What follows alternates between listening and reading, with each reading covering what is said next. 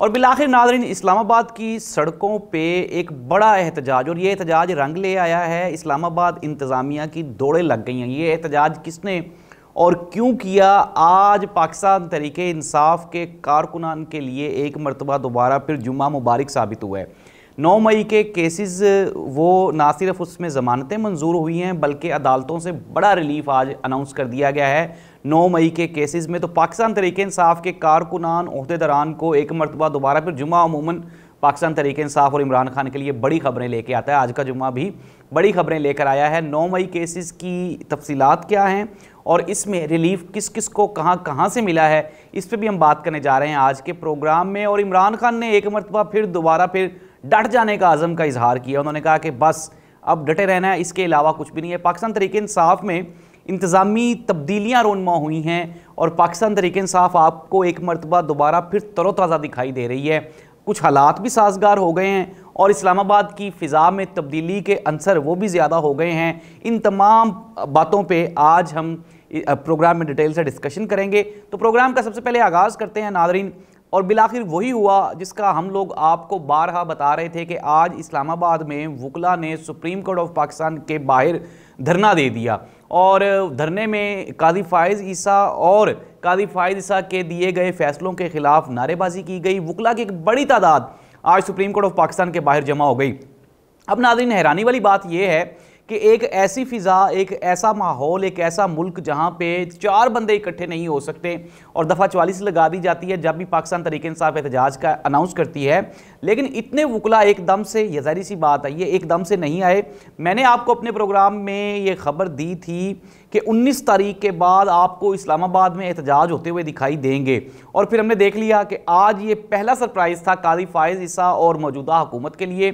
वकला की एक बड़ी तादाद ने सुप्रीम कोर्ट ऑफ पाकिस्तान के सामने ना सिर्फ एहतजाज किया, बाद में धरना दिया और फिर उसके बाद वो वकला मुंतशिर हो गए। बैरिस्टर सलमान अकरम राजा ने बताया, उन्होंने कहा जी कि ये जो वकला तहरीक का आज पहला सेशन था और इस पहले सेशन का ये पहला सरप्राइज़ था हुकूमत के लिए और काजी फ़ाइज़ ईसा के लिए। अगर 25 अक्टूबर को काजी फ़ाइज़ ईसा अपने घर ना गए और इसके अलावा अगर कोई एंकी फेंकी की गई आइन और कानून के साथ, तो वकला आपको पाकिस्तान भर की सड़कों पे दिखाई देंगे।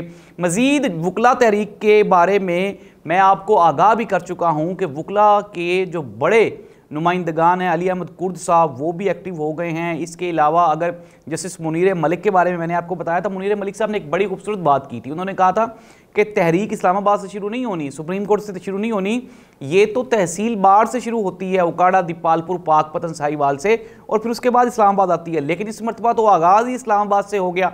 इट मीन्स दैट कि वकला सरगर्म हैं और आपको काला कोट आइंदा चंद दिनों में इस्लामाबाद समेत पाकिस्तान भर की सड़कों पे दिखाई देगा। लाहौर में अगला एहतजाज अनाउंस किया है वकला ने, उसके बाद कराची में, फिर हैदराबाद और पिंडी समेत पंजाब और पूरे पाकिस्तान में वकला आपको सरापा एहतजाज दिखाई देंगे। और ये वार्निंग दी जा रही है हुकूमत को कि वो कोई भी आइनी तरमीम में एंकी फेंकी ना करें और कानून और आइन के मुताबिक इस मुल्क को चलने दें। और काजी फ़ाइज़ ईसा साहब 25 अक्टूबर को हर हाल में वो रिटायर्ड हो जाएं और अपने घर जाएं। नाज़रीन, कल का दिन और आज का दिन काजी फ़ाइज़ ईसा साहब के लिए तो बड़ा भारी गुजरा, जाहिर सी बात है। कल डोनट वाला केस सारा दिन वो चलता रहा। डोनट की जो क्रस्टीज़ डोनट बेकरी है, उसकी ताज़ा तरीन सूरत हाल ये है कि रात को मैंने आपको खबर दी थी कि कुछ भी नहीं हुआ, लेकिन रात को वहाँ पे रश इतना बढ़ गया, लोगों का हजूम इतना बढ़ गया और लोगों ने वहाँ पे जाके सेल्फीज़ लेना शुरू कर दी और वहाँ पे डोनट भी ख़त्म हो गए थे और मजबूरन इस्लामाबाद इंतज़ामिया को रात को वो बेकरी क्रस्टीज़ डोनट्स उसको सील करना पड़ गया और रात से वो बंद है। लेकिन जाहिर सी बात है, अब ये देखें ना, ये भी गुस्सा ही है जो आप निकाल रहे हैं। मैंने कल काजी फ़ाइज़ ईसा साहब की तारीफ़ की थी कि काजी साहब अच्छे इंसान साबित हुए कि उन्होंने उस लड़के को भी कुछ नहीं कहा और बेकरी को भी कुछ नहीं कहा, लेकिन ताज़ा तरीन इत्तलात के मुताबिक वो लड़का भी गिरफ्तार हो गया है और वो बेकरी भी सील हो गई है और जो काजी फ़ाइज़ ईसा साहब हैं वो घबराए हुए दिखाई देते हैं। लेकिन काजी साहब के ऊपर से कल डोनट वाला केस तो अभी तक ख़त्म नहीं हुआ था और आज वकला ने एहतजाज करके काजी फ़ाइज़ ईसा साहब के लिए ख़तरे की घंटी बजा दी है। अब काजी फ़ाइज़ ईसा साहब की पैकिंग 25 अक्टूबर से पहले ही होने वाली है और मंसूर अली शाह साहब के बारे में ये कहा जा रहा है, क्योंकि अब तो पाकिस्तान पीपल्स पार्टी और मुस्लिम लीग नून ने भी कह दिया है कि जल्द अज जल्द उनका नोटिफिकेशन हो जाएगा। इमरान खान ने मुतालबा किया था कि उनका नोटिफिकेशन किया जाए। एक सवाल के जवाब में इमरान खान ने बताया कि मैं जस्टिस मंसूर अली शाह को जानता भी नहीं, कभी मिला भी नहीं, लेकिन मैंने सुन रखा है कि वो एक ईमानदार जज हैं और हमें उम्मीद है कि जब वो अदालत में आएंगे तो अदालत का खोया हुआ मुकाम अदालत को वापस मिल जाएगा। अब आते हैं आज की सबसे बड़ी खबर की तरफ। पेशावर हाई कोर्ट ने 9 मई के केसेस में गिरफ्तार 18 से ज्यादा पाकिस्तान तहरीक इंसाफ के कारकुनान को बाइज्जत बरी कर दिया। उन्होंने कहा कि प्रोसिक्यूशन इनके ऊपर लगाए गए इल्जामात को साबित नहीं कर पाई, ना ही इनके खिलाफ सबूत पेश किए गए, ना ही कोई इनके खिलाफ वीडियो के सबूत है, ना ही कोई ऑडियो सबूत है, और ना ही इनकी लोकेशन उस जगह पे पाई गई। तो इसलिए अदालत इस नतीजा पर पहुंची है कि ये जो 18 से 20 लोग हैं इनको नाजायज़ गिरफ्तार किया गया है। नाज़रीन, आप ये इमेजिन करें कि ये जो फ्लैग फॉल्स ऑपरेशन था 9 मई का, इसके अंदर हज़ारों लोग पाकिस्तान तहरीक इंसाफ के जो कारकुनान और ओहदेदारान, कुछ तो ऐसे हैं जिनका पता है कि वो गिरफ्तार हैं, कुछ ऐसे हैं जो बेचारे लापता हैं 9 मई के केसेस में, पता नहीं उनको ज़िंदा रखा हुआ है या उनको ज़िंदा दरगोर कर दिया है, मार दिया है, कहाँ पे उनको फेंका है। लेकिन ये जो आज का जुम्मा था ये पाकिस्तान तहरीक इंसाफ के लिए मुबारक साबित हुआ, और इस तरह से 9 मई के केसेस पेशावर हाई कोर्ट ने उड़ा के रख दी, और इस तरह ये 9 मई के केसेस वाला किस्सा भी अब आहिस्ता आहिस्ता तमाम होता जा रहा है।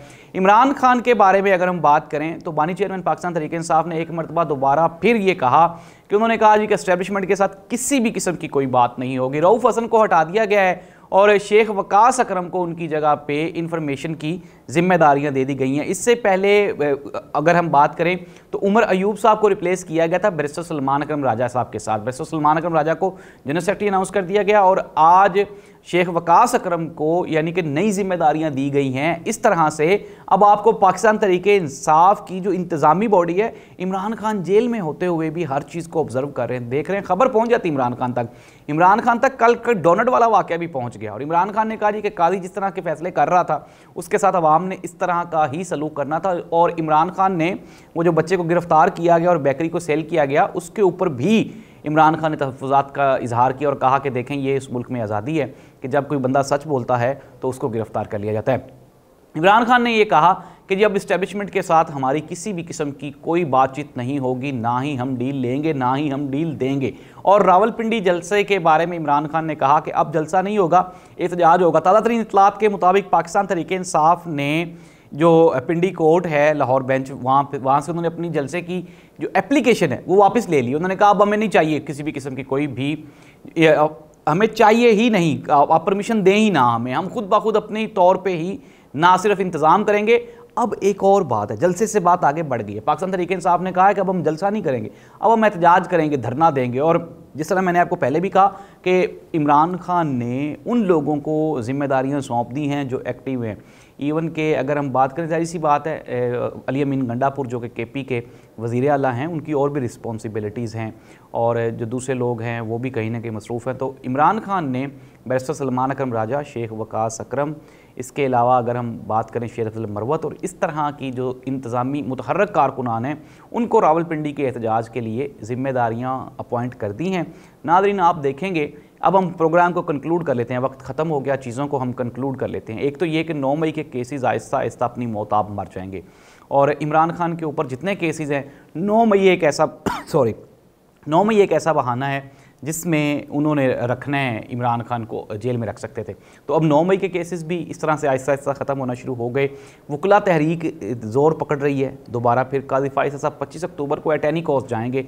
ये हमारी तरफ से ब्रेकिंग न्यूज़ थी जो हमने आपको दे रखी थी। हुकूमत के लिए आने वाला महीना इंतहाई मुश्किल है और इस्लामाबाद में तब्दीली की जो हवा है वो चल पड़ी है। अब आहिस्ता आहिस्ता आप देखेंगे कि चीज़ें वापस अपने मंतकी अंजाम को पहुँचेंगी। पहले सुप्रीम कोर्ट ऑफ पाकिस्तान में तब्दीली, DGISI तब्दील हो रहे हैं, फिर उसके बाद अगर PTI की बात की जाए तो PTI में वो तमाम पार्टी कारकुनान जो कि कहीं ना कहीं को डील मार रहे थे इस्टेब्लिशमेंट के साथ, उनको भी इमरान खान ने खुले लाइन लगा के जो पाकिस्तान में तब्दीली है उसको यकीनी बना दिया। अल्लाह इस मुल्क का हामी और नासिर हो। अल्लाह हाफिज़।